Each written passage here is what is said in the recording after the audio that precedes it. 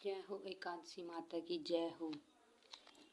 हरि प्रबोधिनी एकादशी दीपावली के पश्चात कार्तिक शुक्ला एकादशी को देवोत्थान या देवठान होता है। इस दिन सारे घर को लीप पोतकर साफ करना चाहिए। आंगन में खटिया मिट्टी और गेरू से रंगोली काटनी चाहिए। आंगन के बीचों बीच या फिर एक ओखली में गेरू से चित्र बनाकर पूड़ी पकवान मिष्ठान बेर सिंगाड़े ऋतुफल और गन्ना उस स्थान पर रखकर एक प्रांत अथवा डलिया से ढक दिया जाता है तथा एक दीप भी जला दिया जाता है। रात्रि में परिवार के सभी सदस्य देवताओं की भगवान विष्णु सहित पूजा और भजन कीर्तन करते हैं। इसके साथ ही घटियाल बजाकर या थाली बजाकर इस प्रकार कहें, उठो देव बैठो देव अंगूरिया चटकाओ देव। कुछ धार्मिक व्यक्ति देवोत्थान के दिन तुलसी और शालिग्राम के विवाह का आयोजन भी करते हैं। तुलसी के वृक्ष और शालिग्राम की यह शादी पूरे धूमधाम से उसी प्रकार की जाती है जिस प्रकार सामान्य कन्या का विवाह। जिन दंपतियों के कन्या नहीं है वे तुलसी का विवाह करके कन्यादान का पुण्य प्राप्त करें, यह शास्त्रों की आज्ञा है। नारद जी ने जगत पिता ब्रह्मा जी से पूछा, हे पितामह, कार्तिक के शुक्ल पक्ष की एकादशी को भगवान विष्णु 4 मास के शयन के पश्चात उठते हैं। इस एकादशी का क्या नाम, व्रत विधान तथा महत्व है, कृपया पूर्वक बतलाइए। ब्रह्मा जी बोले, हे देव ऋषि नारद, इस एकादशी को नाम प्रबोधिनी एकादशी है। सभी पापों को हरने और पुण्य एवं मुक्तिदायी इस प्रबोधिनी एकादशी की महिमा अनंत है। पृथ्वी पर गंगा की प्रभुता और समुद्र तथा तीर्थों का प्रभाव तभी तक रहता है जब तक कार्तिक की विष्णु प्रबोधिनी एकादशी तिथि नहीं आती। मनुष्य को जो फल 1000 अश्वमेघ और 100 राजसूय यज्ञों से मिलता है वही प्रबोधिनी एकादशी के व्रत से मिलता है। नारद जी कहने लगे, एक समय भोजन करने, रात्रि को भोजन करने तथा पूरे उपवास करने से क्या क्या फल मिलता है, सो मुझको समझाइए। ब्रह्मा जी बोले, हे पुत्र नारद, एक बार भोजन करने से 1 जन्म और रात्रि को भोजन करने से 2 जन्म तथा पूरे दिन उपवास करने से 7 जन्मों के पाप नष्ट हो जाते हैं। जो वस्तु न मिल सके और दिखाई न दे सके वह भी हरि प्रबोधिनी एकादशी का व्रत करने से प्राप्त हो जाती है। सुमेरु और मंदरांचल के समान भारी पाप तथा अनेक पूर्व जन्मों में किए गए संपूर्ण पाप भी इस व्रत के क्षण भर में नष्ट हो जाते हैं। विधि पूर्वक थोड़ा सा पुण्य कर्म भी बहुत फल देता है, परंतु विधि रहित चाहे अधिक किया जाए तो भी उसका फल कुछ नहीं मिलता। संध्या न करने वाले नास्तिक, वेद निंदक, धर्म शास्त्रों को दूषित करने वाले, पाप कर्मों में रत, धोखा देने वाले, यह सब चांडाल के समान हैं।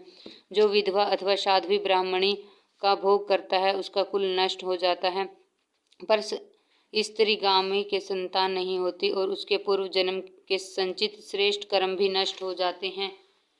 जो गुरु और ब्रह्मा से अहंकार युक्त बात करता है वह भी धन और संतान से हीन होता है।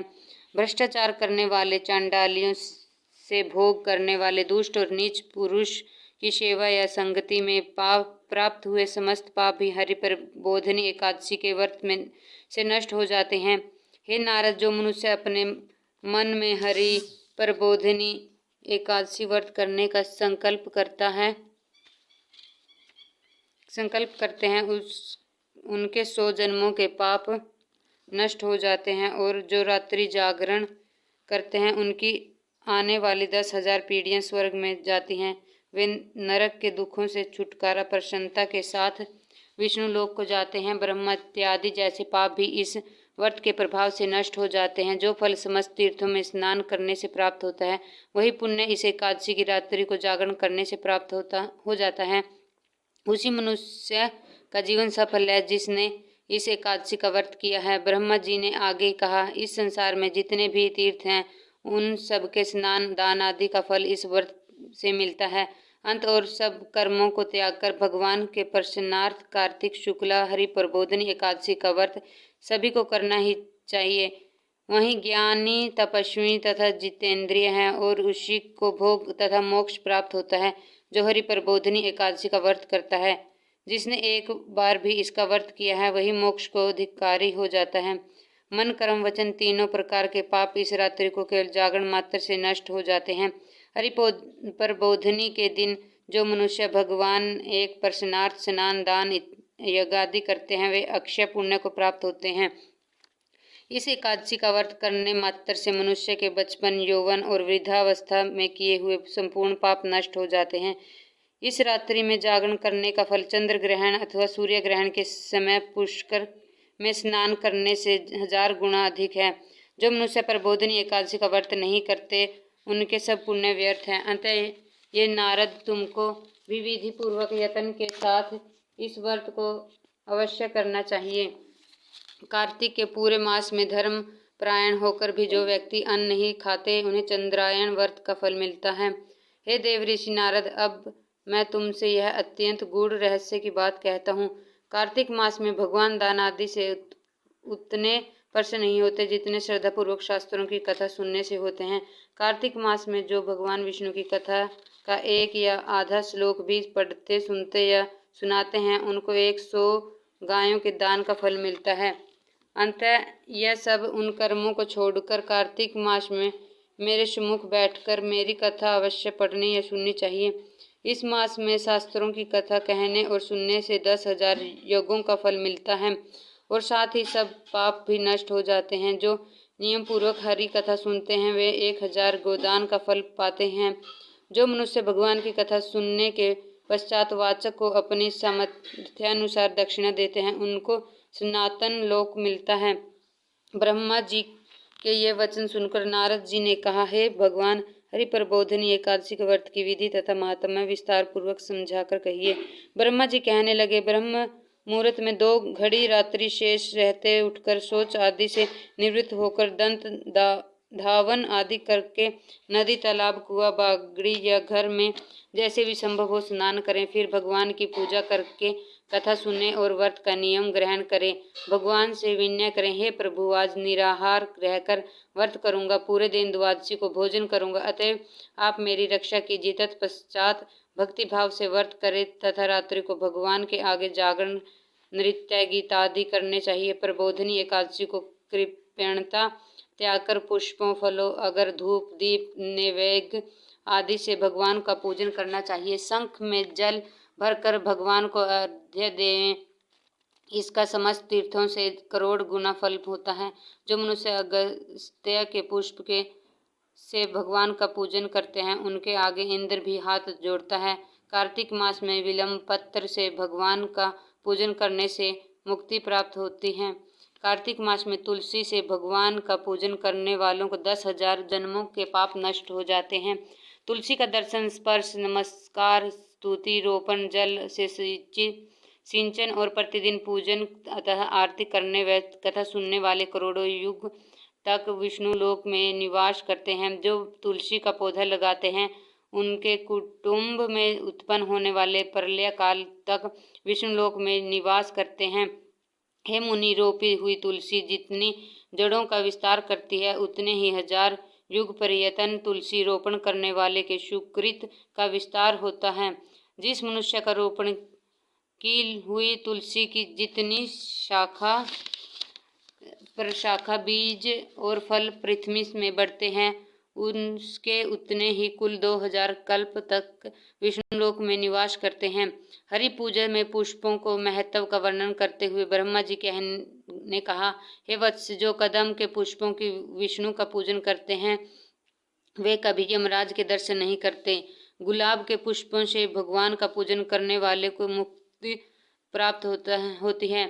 जो वकुल और अशोक के फूलों से भगवान का पूजन करते हैं वे सूर्य और चंद्रमा के रहने तक किसी प्रकार का शोक नहीं पाते। जो मनुष्य सफेद या लाल कनेर के फूल से भगवान का पूजन करते हैं उन पर भगवान अत्यंत प्रसन्न रहते हैं। वे करोड़ों गौओं के दान का फल पाते हैं। जो दूब के अंकुरों से भगवान की पूजा करते हैं उसे 100 गुना फल प्राप्त होता है। जो सम्मी के पत्थर से अथवा चंपा के फूलों से भगवान का पूजन करते हैं वे मनुष्य फिर संसार में नहीं आते। जो मनुष्य केतकी पुष्प भगवान को चढ़ाते हैं उनके करोड़ों जन्म के पाप नष्ट हो जाते हैं। पीले और लाल वर्ण के कमल पुष्पों से भगवान का पूजन करने वाले श्वेत द्वीप में निवास पाते हैं। प्रबोधिनी एकादशी की पूरी रात्रि को जागरण, पूजन और कथा कीर्तन के पश्चात प्रातः काल उठकर नदी पर जाए और वहां स्नान, जप तथा नित्य कर्म करके घर पर आकर विधि विधान पूर्वक भगवान केशव का पूजन करें। द्वादशी को व्रत की समाप्ति कर विद्वान ब्राह्मणों को भोजन कराएं और दक्षिणा देकर क्षमा याचना करें। इसके पश्चात भोजन गौ और दक्षिणा देकर गुरु का पूजन करें। जो वस्तु व्रत के छोड़ने का नियम किया हो वह ब्राह्मणों को पर्याप्त मात्रा में दें। हे नारद, रात्रि में भोजन करने वाला मनुष्य ब्राह्मणों को भोजन करवाए और स्वर्ण सहित बैल का दान करे। जो मनुष्य मांसाहारी नहीं है वह गौ का दान करे। आंवले से स्नान करने वाले मनुष्य को दही और शहद का दान करना चाहिए। जो मनुष्य फलों का त्यागे वह फलों का दान करे। तेल तथा धृत छोड़ने पर दूध और अन्न छोड़ने पर चावल का दान दिया जाता है। जो भूमि शयन का व्रत लेते हैं उनको शैया तथा तुलसी सब सामग्री सहित देनी चाहिए। पत्ते पर भोजन करने वाले को स्वर्ण का पत्ता धृत से सहित देना चाहिए। मौन व्रत धारण करने वालों को ब्राह्मण व ब्राह्मणी को मिठाई का भोजन कराना चाहिए। बाल रखने वाले दर्पण, जूता छोड़ने वालों का एक जोड़ा जूता, लवण त्यागने वालों का शर्करा दान देना चाहिए। मंदिर में दीपक जलाने वाले को तथा नियम लेने वाले को व्रत की समाप्ति पर ताम्र अथवा स्वर्ण के पात्र में धृत और बत्ती रखकर विष्णु भक्त ब्राह्मण को दान देना चाहिए। एकांत व्रत करने वाले को 8 कलश, वस्त्र और स्वर्ण से अलंकृत करके दान करने चाहिए। यदि इतना संभव न हो सके तो इसके अभाव से जितना अधिकाधिक हो जाए उतना अवश्य दान करें। ब्राह्मणों का आशीर्वाद सब व्रतों की सिद्धि देने वाला कहा गया है। अतः उन्हें सब प्रकार से संतुष्ट करके विदा करें। तत्पश्चात स्वयं भी भोजन करें और जिन वस्तुओं को चातुर्मास्य में छोड़ा हो उन वस्तुओं को ग्रहण करने लगे। हे नारद, जो बुद्धिमान इस प्रकार चातुर्मास्य का व्रत निर्विघ्न समाप्त करते हैं उनका पुण्य जन्म नहीं होता। यदि व्रत भ्रष्ट हो जाए तो व्रत करने वाला अंधा या कोढ़ी हो जाता है। व्रत करने वाले की तो बात ही क्या, इस कथा को पढ़ने और सुनने मात्र से ही अनंत गोदान का फल प्राप्त होता है। जय हो एकादशी माता की जय हो।